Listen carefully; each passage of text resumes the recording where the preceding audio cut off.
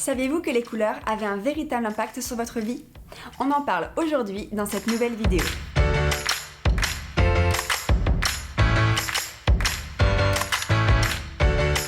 Coucou tout le monde, je vous retrouve aujourd'hui pour une vidéo assez différente de ce que je fais d'habitude.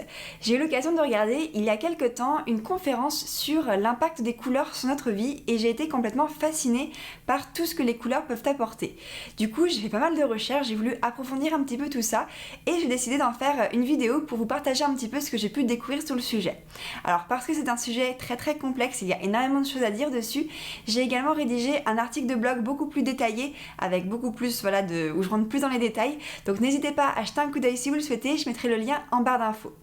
En tout cas, si cette vidéo vous plaît, surtout n'oubliez pas le petit pouce et c'est parti.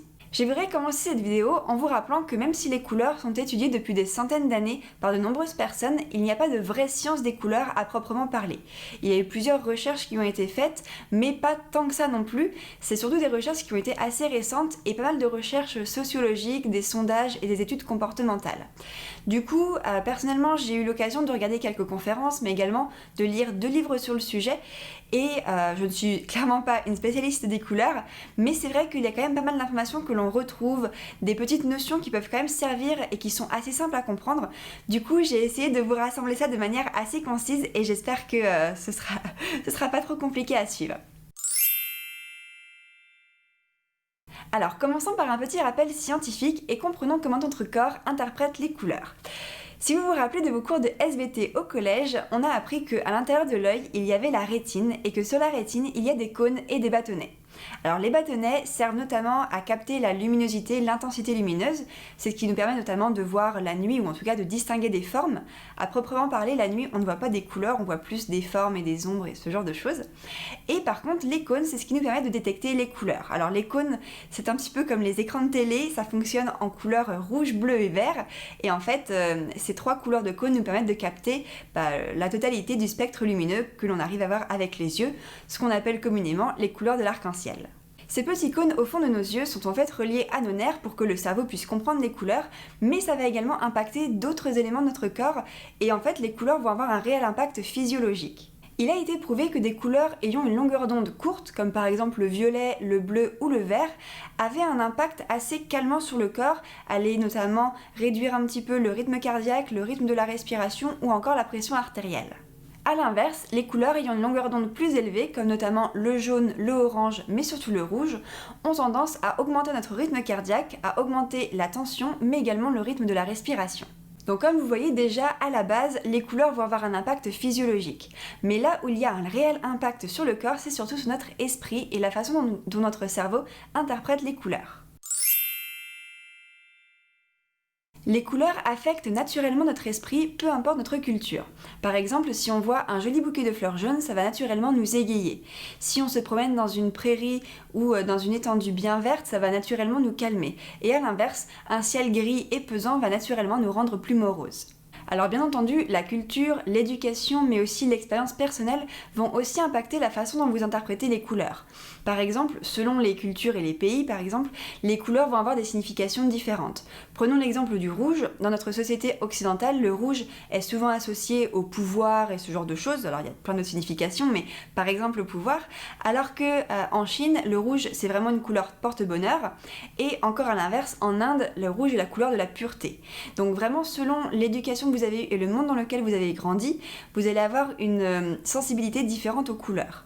Mais votre expérience personnelle va également avoir un impact. Par exemple, dans votre enfance, si vous alliez souvent chez une tante qui avait une maison remplie de violets, par exemple, tous les murs étaient en violet ou les canapés étaient en violet et tout ça, et que cette tante n'était pas forcément très gentille avec vous ou vous n'avez pas forcément de bons souvenirs, eh bien, il y a des chances pour que vous ayez une association assez négative avec la couleur violette et que ce soit une couleur qui vous mette mal à l'aise ou que vous n'appréciez pas plus que ça. Donc il y a vraiment un mélange de faits, de choses où les couleurs, certaines couleurs en tout cas, vont avoir un impact assez clair et évident sur votre esprit, la façon dont vous l'apercevez, mais il y a aussi une seconde couche où votre expérience personnelle aura aussi son impact et ça peut jouer sur la façon dont les couleurs ont un impact sur vous. Comme je vous le disais, les couleurs peuvent avoir différentes significations. Alors bien entendu, ça va dépendre de la culture ou du pays dans lequel vous habitez, mais également de la personne qui a un petit peu fait ces interprétations. Dès le début du XXe siècle, dans les années 1920, il y a eu pas mal d'études qui ont été faites sur la signification des couleurs, en fonction notamment des planètes, ou par exemple la couleur des pierres, mais on retrouve également la couleur avec les différents chakras en Ayurveda. Donc il y a vraiment plusieurs interprétations des couleurs, mais pour les besoins de cette vidéo, et puis dans la majorité des recherches que j'ai pu faire, je me suis concentrée sur la culture occidentale, donc la culture que l'on retrouve en France, et comment les couleurs sont interprétées dans notre monde. J'ai rassemblé pour vous les 11 couleurs principales que l'on retrouve dans la majorité des études des couleurs, mais bien entendu, l'intensité de la couleur ou encore sa saturation, si c'est par exemple un rose pâle ou un rose fuchsia, ça n'aura pas forcément les mêmes impacts, mais on retrouve quand même pas mal de points communs selon les différentes interprétations, et c'est ce que je vais vous présenter tout de suite. Alors, je commence avec le blanc, la couleur que j'ai choisie pour ma tenue aujourd'hui pour avoir une couleur relativement neutre pour vous parler justement des couleurs. Alors, le blanc, c'est la couleur des nouveaux commencements. C'est aussi la couleur de la pureté, de la virginité, mais également de la connaissance. C'est aussi une couleur un petit peu divine, c'est-à-dire que c'est souvent associé aux esprits et ce genre de choses, et c'est une couleur qui est quand même relativement neutre. Comme chaque couleur, le blanc a des significations positives et négatives. Du côté du positif, le blanc est associé à la simplicité, à la paix, à l'innocence, à la pureté ou encore à la virginité, alors que du côté négatif, on va plutôt retrouver de l'éblouissement et du vide, notamment s'il est utilisé en grande quantité. On parle aussi souvent du syndrome de la feuille blanche quand on manque d'inspiration. Le jaune, quant à lui, est une couleur très joyeuse et très stimulante qui va rappeler la joie, la bonne humeur et la positivité. Du point de vue négatif, le jaune est aussi la couleur de la trahison, du mensonge ou encore de la tromperie. Le orange, quant à lui, est une couleur qui capte l'attention. C'est un petit peu la couleur de l'extravagance. Elle a un effet excitant mais également antidépresseur. Du côté des points positifs, le orange est une couleur qui va rappeler la joie, mais également la créativité, l'optimisme et l'énergie. Et à contrario, elle peut également rappeler la jalousie ou le mensonge. Le rouge, quant à lui, est une couleur très controversée.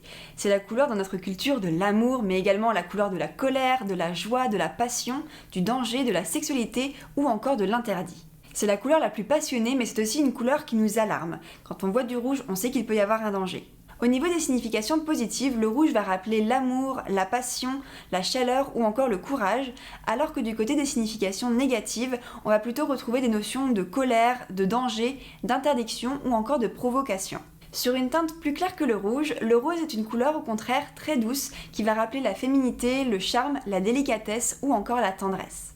C'est une couleur qui peut d'ailleurs être un peu infantile car elle rappelle notamment l'innocence de l'enfance. Pour la petite anecdote, le rose est une couleur calmante et il y a eu une expérience qui a été faite dans une prison en Angleterre, il me semble, où ils ont repeint quelques cellules entièrement en rose. Et en fait, ils se sont rendus compte que lorsqu'ils mettaient des prisonniers très énervés dans ces cellules roses, eh bien en l'espace de quelques minutes, le prisonnier en fait se calmait et il y avait quand même moins de colère qu'à l'arrivée. Donc comme quoi, la couleur rose a vraiment ce pouvoir de calmer, de faire redescendre la pression. Donc du côté des éléments plus positifs, le rose va rappeler le bonheur, la tendresse, la jeunesse ou encore la beauté. Et du côté négatif, ça va plutôt être les notions de naïveté, d'immaturité ou d'indécision. Je passe maintenant au violet qui est une couleur mystérieuse et énigmatique. Elle va notamment rappeler la nostalgie, l'étrange, la fantaisie ou encore la sexualité. C'est aussi une couleur qui est liée au monde du luxe, mais également à la religion. Ce n'est pas une couleur que l'on retrouve beaucoup dans la nature puisque à l'état naturel il y a peu d'éléments qui sont violets. C'est donc pourquoi le cerveau l'interprète plus comme une couleur un peu originale, un petit peu fantaisie. D'un point de vue des significations positives, le violet va rappeler la méditation ou en tout cas va être une couleur adaptée à la méditation, au rêve ou encore à la délicatesse, alors que d'un point de vue négatif, le violet sera la couleur de la mélancolie, de la solitude et même de la mort. Je passe maintenant au bleu qui est la couleur la plus souvent nommée couleur préférée. C'est d'ailleurs ma couleur favorite également. Le bleu va être une couleur qui va rappeler la paix, la fidélité, la sympathie, la sécurité, la stabilité et également le voyage. C'est la couleur de l'immensité et qu'on retrouve en très grande quantité dans notre monde puisque ça va être la couleur du ciel et également de l'océan qui est une couleur de contemplation. Attention toutefois parce que certaines teintes de bleu ou alors utilisées en trop grande quantité peuvent amener un sentiment de froid et de solitude. Dans les significations positives, le bleu va rappeler le rêve, la sérénité, la loyauté, la sincérité ou encore la sagesse. Et d'un point de vue négatif, le bleu sera plus souvent assimilé à la passivité, à la mélancolie ou encore à la dépression. On passe maintenant au vert, qui est la couleur de la nature et de l'équilibre. Le vert va nous faire penser forcément à l'herbe, mais c'est également la couleur de la fertilité, de la jeunesse, de la croissance, de l'espérance, mais également de la santé. C'est une couleur qui a des vertus calmantes et qui va apporter l'harmonie et la stabilité, mais d'un point de vue négatif, c'est aussi la couleur qui va être associée à la jalousie, au mensonge ou encore au poison. Le marron, quant à lui, fait partie des couleurs les moins appréciées, pourtant c'est l'une des couleurs que l'on retrouve en plus grande quantité dans notre environnement. Ça va être la couleur de la terre, la couleur du bois, et c'est une couleur qui, mine de rien, apporte ce côté chaleur un petit peu cosy. C'est une couleur qui est assez neutre et qui ne rappelle ni la tristesse ni la solitude, sans pour autant apporter plus de joie que ça. Au niveau de ses significations positives, le marron va rappeler la douceur, le bien-être, la protection, le réconfort, la sérénité ou encore la nature. Et d'un point de vue négatif, c'est une couleur qui va être plus associée à des notions de pauvreté, de brutalité, de saleté, de stérilité ou encore de stagnation. Je passe maintenant au gris, qui n'est à proprement parler pas une couleur, mais plus une intensité lumineuse.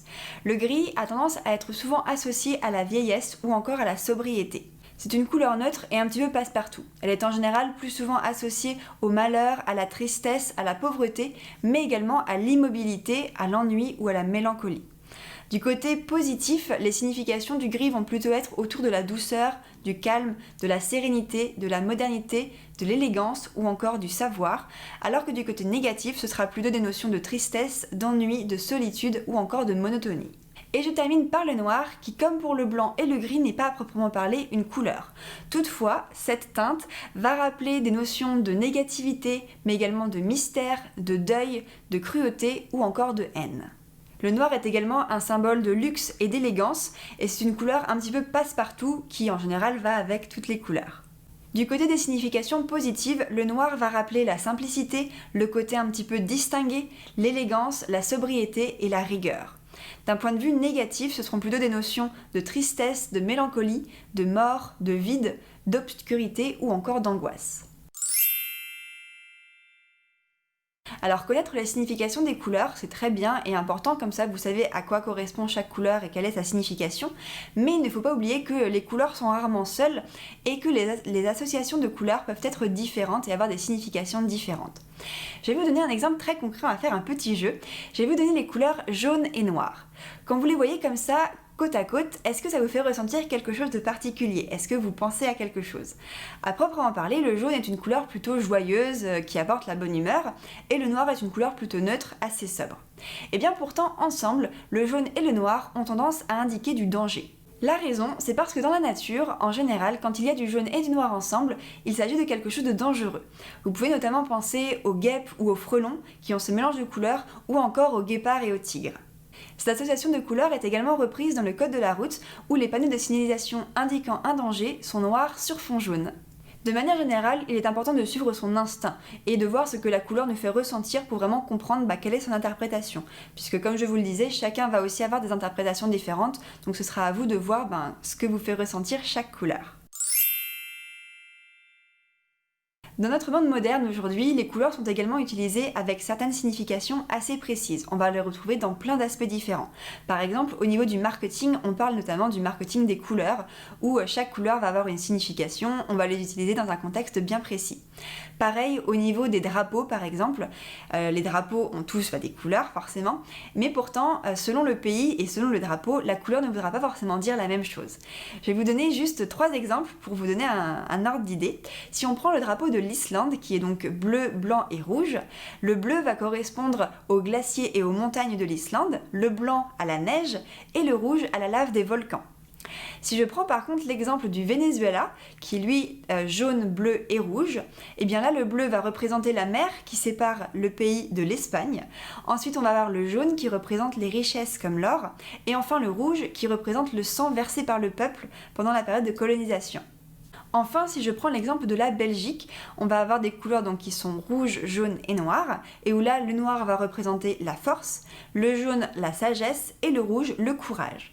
Donc vous voyez que selon les pays et selon les interprétations, certains vont y voir plus des éléments, on va dire, géographiques, alors que d'autres vont plus voir des traits de caractère. Alors maintenant que je vous ai donné tout ce contexte et que vous comprenez un petit peu plus quelles sont les significations des couleurs, comment les utiliser au quotidien pour nous sentir mieux et pour améliorer notre vie. La première chose que je voudrais vous rappeler, c'est que votre couleur préférée n'est pas forcément la couleur la plus adaptée en moment précis ou pour une utilisation. On a tendance, et en même temps c'est assez naturel, de se dire que notre couleur préférée nous fait du bien et on va vouloir l'utiliser un petit peu partout. Personnellement, comme je vous le disais, ma couleur préférée c'est le bleu et pendant longtemps j'ai eu tendance à l'utiliser un peu partout. J'avais du bleu vraiment dans plein de choses, j'ai aussi beaucoup de vêtements dans les bleus. Au niveau de ma déco chez moi il y a beaucoup de bleu, mais pourtant utiliser sa couleur préférée ce n'est pas forcément l'idéal. Comme vous avez pu le voir, chaque couleur a sa signification et c'est important d'avoir un certain équilibre et d'utiliser la couleur qui correspond à votre état d'esprit ou alors à un besoin particulier en fonction de la situation. Peut-être le savez-vous, mais il existe 4 profils de couleurs qui sont liés aux 4 saisons. Vous allez donc retrouver la palette de couleurs du printemps, de l'été, de l'automne ou encore de l'hiver. En règle générale, chaque personne a une palette principale, une palette on va dire dominante, et beaucoup de personnes ont également une palette secondaire. Alors on retrouve sur internet de nombreux tests pour savoir quel est son profil de couleur ou sa palette de couleurs, mais sur internet la grande majorité sont des tests qui sont plus liés aux couleurs des vêtements et où du coup les questions vont être propres à votre physique, donc à votre couleur de peau, vos couleurs de cheveux, ce genre de choses. Vous avez également d'autres tests qui sont plus liés à la personnalité et c'est notamment celui que j'ai fait dans le livre de Karen Haller qui est donc le livre Le pouvoir des couleurs, qui est d'ailleurs un super livre et que je vous recommande vraiment parce qu'il y a vraiment plein de bonnes choses et très intéressant. Et en fait, la façon dont elle pose des questions, c'est vraiment un profil de personnalité et en règle générale, ça correspond un peu naturellement à votre profil physique. Donc personnellement, les couleurs qui me correspondent le plus, ma palette principale, ça va être les couleurs automnales, qui sont des couleurs assez chaudes, mais également assez profondes, on va dire. Et ma palette secondaire, ça va être le printemps, qui là sont des couleurs très très vives, mais également assez chaudes. Donc du coup, ça me correspond, ce sont des couleurs qui en plus naturellement, des couleurs que j'aime, des couleurs que je porte, et en fait ce sont les couleurs les plus adaptées à ma personnalité et à mon quotidien. Enfin, un dernier élément à prendre en compte quand on veut penser aux couleurs, c'est aussi de penser à l'harmonie des couleurs. En fait, si vous mélangez deux couleurs qui ne vont pas du tout ensemble, même si ce sont des couleurs qui sont censées vous apporter du bien-être, eh bien vous n'allez pas forcément vous sentir bien s'il n'y a pas cette harmonie des couleurs. Si deux couleurs ne vont pas ensemble, ce décalage va attirer votre regard et va vous déranger. Alors que des couleurs qui sont très harmonieuses, qui vont bien ensemble, ça se fond bien, du coup vous vous sentez naturellement mieux. Donc comme je vous le disais, il est important de connaître sa palette de couleurs pour savoir les couleurs qui nous vont le mieux, mais c'est également important d'adapter la couleur que l'on va porter donc pour ses vêtements ou pour les accessoires à notre état d'esprit et à ce dont on a besoin. Alors ce que je recommande, mais bien entendu c'est pas forcément toujours possible, c'est d'avoir un élément de chaque couleur au moins dans votre garde-robe. Alors dans toutes les palettes de couleurs vous allez avoir toutes les couleurs, c'est juste que les teintes ne seront pas forcément les mêmes, les intensités non plus, mais l'idéal est d'avoir un élément de chaque couleur dans votre garde-robe en fonction de vos besoins. Alors bien entendu, l'idée n'est pas de vous acheter 15 t-shirts des 15 couleurs différentes, vous pouvez avoir pas mal de vêtements de couleurs neutres, mais vous pouvez accessoiriser, c'est aussi comme ça que vous pouvez apporter de la couleur sans forcément en mettre trop. Et le vernis à ongles, ça compte également, mais vous pouvez mettre une paire de chaussures colorées, un sac, une ceinture, il y a plein de petites façons d'apporter de la couleur. Alors attention bien entendu à la mode, puisque la mode elle change toutes les 2 semaines maintenant presque, et la mode elle est basée sur pas grand chose, c'est-à-dire que c'est un jour quelqu'un qui a décidé que cet été ce serait le jaune qui serait à la mode, mais c'est pas forcément des couleurs qui vont vous correspondre. Donc là c'est vraiment à vous de choisir les couleurs qui vous conviennent et de faire ça en fonction de votre besoin et de ce qui vous convient. Maintenant que vous connaissez votre palette de couleurs, il est temps de voir quelle teinte correspond à quelle situation dans l'univers vestimentaire. Le rouge est une couleur idéale si vous souhaitez attirer l'attention, vous faire remarquer, être sexy ou même vous sentir puissant. Par contre, c'est une couleur qu'il faudra éviter si vous travaillez par exemple avec les enfants car c'est une couleur qui est très stimulante. A l'inverse du rouge, le rose est idéal si vous travaillez avec les enfants car c'est une couleur qui va calmer. Alors bien entendu, il vaut mieux avoir un rose plutôt pâle plutôt qu'un fuchsia ou un magenta qui contiendrait trop de rouge. Mais sinon, dans l'ensemble, le rose est une couleur qui est bien si vous voulez paraître compatissant ou attentionné par exemple. Le jaune est la couleur idéale si vous souhaitez vous remonter le moral, pour un boost de confiance ou tout simplement pour apporter de la bonne humeur. Alors c'est une couleur qu'il faudra éviter si vous souhaitez rester discret, mais c'est assez évident, et c'est une couleur également qu'il faudra éviter si vous souhaitez être pris au sérieux dans des réunions de travail par exemple. Le orange est une couleur parfaite si vous passez du temps avec les enfants et si vous voulez être un peu fun et joueur. C'est une couleur qui apporte de la bonne humeur mais qui rend également la personne qui la porte avenante et accessible. Là encore, comme le jaune, c'est une couleur à éviter si vous souhaitez être pris au sérieux. Le marron est la couleur à privilégier si vous avez besoin de stabilité, si vous souhaitez être pris au sérieux ou vu comme quelqu'un de fiable et de confiance. Le bleu est vraiment une couleur sociale. Le bleu clair sera à privilégier si vous souhaitez paraître amical et calmer les ardeurs. Le bleu foncé sera là plus si vous souhaitez apporter un côté autoritaire et le turquoise quant à lui est idéal pour favoriser la communication et le partage des idées. En revanche, le bleu foncé sera à éviter si vous avez des travaux de groupe à faire et où du coup il y a plus de communication. Le vert apporte de l'équilibre et est idéal pour mettre les gens à l'aise. En revanche, si vous travaillez avec les enfants, évitez les verts un peu trop pétillants comme le vert anis par exemple qui contient beaucoup de jaune et qui pourrait surexciter les enfants. Il sera idéal à porter pour des événements ponctuels. Le gris sera la couleur parfaite si vous souhaitez passer inaperçu ou rester impartial. En revanche, il faudra éviter cette couleur si vous avez des travaux de groupe. Le blanc est la couleur à privilégier si vous souhaitez avoir l'esprit clair ou si vous devez expliquer quelque chose à quelqu'un. C'est une couleur neutre, mais attention car si elle est portée en trop grande quantité, ça peut donner des notions d'élitisme ou de froid. Enfin, le noir est une couleur adaptée si vous souhaitez paraître glamour, sophistiqué ou encore passer inaperçu. C'est en revanche une couleur à éviter si vous souhaitez encourager la communication. Dans la maison, les couleurs sont aussi très importantes. La plupart des gens vont prendre des couleurs un peu plus passe-partout, pour être consensuelles, pour plaire à tout le monde, ou encore en pensant à revendre la maison pour que ce soit des couleurs neutres. Mais il est important là aussi d'exprimer votre personnalité au travers des couleurs. Alors là, pas besoin de repeindre tous les murs d'une pièce pour apporter de la couleur. Vous pouvez tout simplement utiliser des objets ou des meubles pour apporter des petites touches de couleur. Et puis si avec le temps vous souhaitez changer parce que vous vous lassez de la couleur ou parce qu'elle ne vous correspond plus, eh bien c'est plus facile de changer la couleur d'un objet ou alors d'échanger deux meubles de pièces plutôt que de repeindre un mur. Le rouge est idéal pour une pièce où l'on souhaite stimuler la discussion. En revanche, ce sera une couleur à éviter pour les pièces chaudes comme par exemple la cuisine ou alors pour des pièces exposées plein sud ou en plein soleil. Le rose quant à lui est calmant et rassurant et sera idéal pour une chambre de bébé ou d'enfant. En revanche, c'est une couleur à éviter dans une pièce où vous avez besoin d'énergie comme par exemple une salle de sport. Le jaune peut illuminer une pièce sombre ou peu ensoleillée, comme des couloirs par exemple.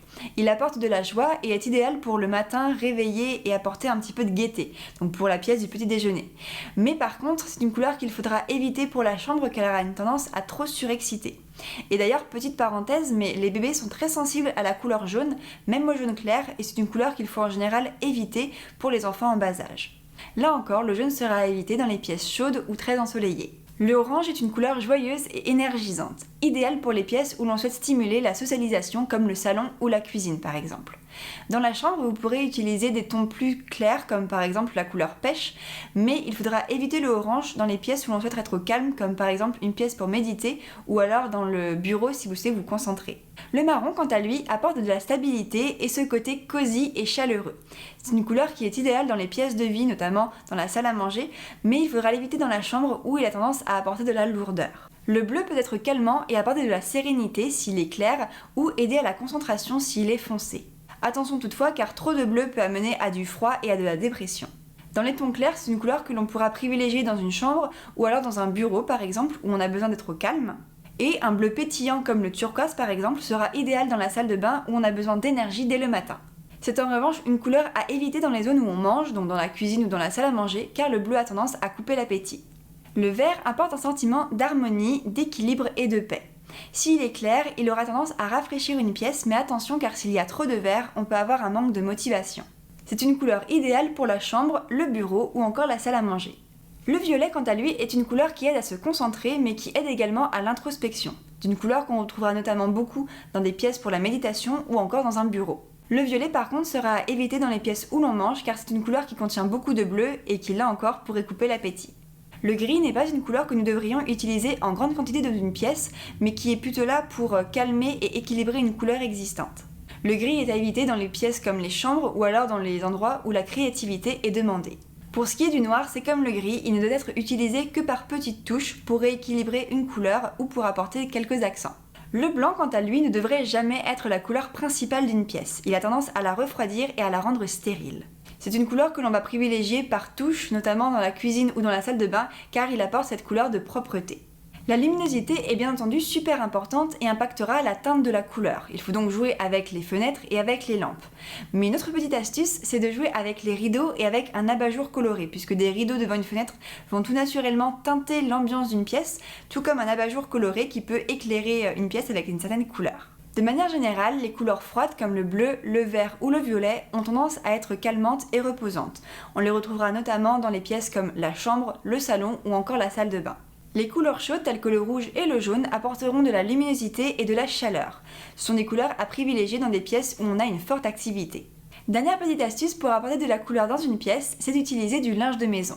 Dans la chambre, vous pouvez tout simplement utiliser des draps colorés pour apporter de la couleur sans forcément avoir à repeindre les murs. Dans la salle de bain, qui est en général une pièce assez petite, utiliser des serviettes de bain qui sont colorées vont également apporter beaucoup de couleur, surtout si elles sèchent de manière visible et qu'elles sont assez présentes dans la pièce, surtout quand en plus il y a souvent des miroirs dans la salle de bain, ça va vraiment apporter pas mal de couleur.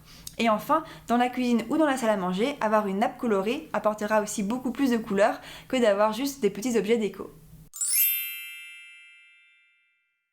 La couleur est importante au quotidien, même sur son lieu de travail. Alors bien entendu, vous n'allez pas pouvoir repeindre les murs de votre bureau, mais vous aurez quand même la possibilité de jouer un petit peu sur votre espace de travail. En général, vous avez votre propre bureau, et donc là, vous pouvez amener des petits objets de couleur. Avoir une agrafeuse de couleur ou des ciseaux vont déjà un petit peu égayer votre plan de travail et apporter de la couleur. Avoir une plante, c'est également très bien. Déjà pour le côté un petit peu santé, nature, mais vous allez aussi avoir du vert et peut-être même de la couleur s'il y a des fleurs. Et une autre petite astuce, c'est si vous avez besoin d'apporter de la couleur ponctuellement, ou alors si vous avez besoin une journée d'avoir certains types de couleurs, un autre jour un autre type de couleur, c'est d'avoir des images colorées que vous pouvez accrocher tout autour de votre écran d'ordinateur. L'écran d'ordinateur, c'est quelque chose qu'on regarde en général beaucoup au cours de sa journée, et d'avoir des petites images de couleurs dans son champ de vision un petit peu autour, et bien ça peut vraiment vous aider à apporter et à vous rééquilibrer au niveau de la couleur.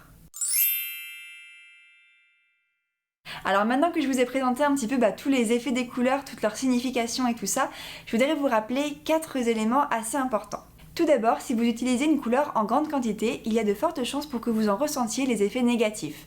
C'est donc important d'utiliser les couleurs par petites touches, par parcimonie, et que vous pouvez rajouter des éléments de couleur au fur et à mesure, plutôt que par exemple repeindre tous les murs d'une couleur ou alors vous habiller uniquement d'une couleur. En général, les petites touches, ça fait déjà son effet. Ensuite, notre couleur favorite n'est pas forcément la couleur la plus adéquate. Comme je vous le disais tout à l'heure, ce n'est pas parce que votre couleur préférée c'est le bleu qu'il faut l'utiliser partout. Là, c'est vraiment à vous de voir en fonction de vos besoins du moment, de ce que vous ressentez, quelle sera la couleur la plus adaptée. Le contexte est fondamental pour interpréter et choisir une couleur. Selon l'occasion, selon la pièce, il faudra forcément adapter la couleur. Si vous avez un entretien d'embauche, c'est pas forcément l'occasion de mettre une robe vert fluo. Il faudra peut-être plutôt mettre une couleur un peu plus classique ou consensuelle en fonction de ce que vous souhaitez exprimer et le message que vous souhaitez passer. La clé consiste à savoir bien combiner les couleurs. Comme je vous le disais, l'harmonie est clé et vraiment super importante. Choisir les bonnes couleurs, c'est bien, mais choisir des couleurs qui vont ensemble, c'est mieux. Alors voilà, on arrive à la fin de cette vidéo, je vous ai donné beaucoup d'informations, il y avait vraiment beaucoup d'éléments et j'ai vraiment essayé de synthétiser au maximum. Si c'est un sujet qui vous intéresse et si vous souhaitez en savoir plus, j'ai rédigé une série d'articles sur le sujet, donc je vous invite vraiment à aller jeter un coup d'œil, j'y donne beaucoup plus de détails et il y a également pas mal de liens avec des sources et ce genre de choses. Et je vous mettrai également en barre d'infos les liens vers quelques sources que j'ai utilisées, les livres que j'ai lus, quelques sites que je vous recommande, que je trouve très bien faits, car c'est vraiment un sujet qui est assez complexe mais qui pourtant mérite d'être étudié et de s'y intéresser car on peut vraiment faire beaucoup de choses avec les couleurs et vraiment améliorer sa vie au quotidien. En tout cas, j'espère que cette vidéo vous a plu. Si c'est le cas, surtout n'oubliez pas le petit pouce. N'hésitez pas à me laisser un commentaire pour me donner vos impressions, me dire ce que vous en avez pensé, si vous utilisez déjà les couleurs au quotidien ou si cette vidéo vous a peut-être fait découvrir quelques aspects sur les couleurs. En tout cas, moi je vous souhaite une très bonne journée et je vous dis à très bientôt pour la prochaine vidéo. Bye!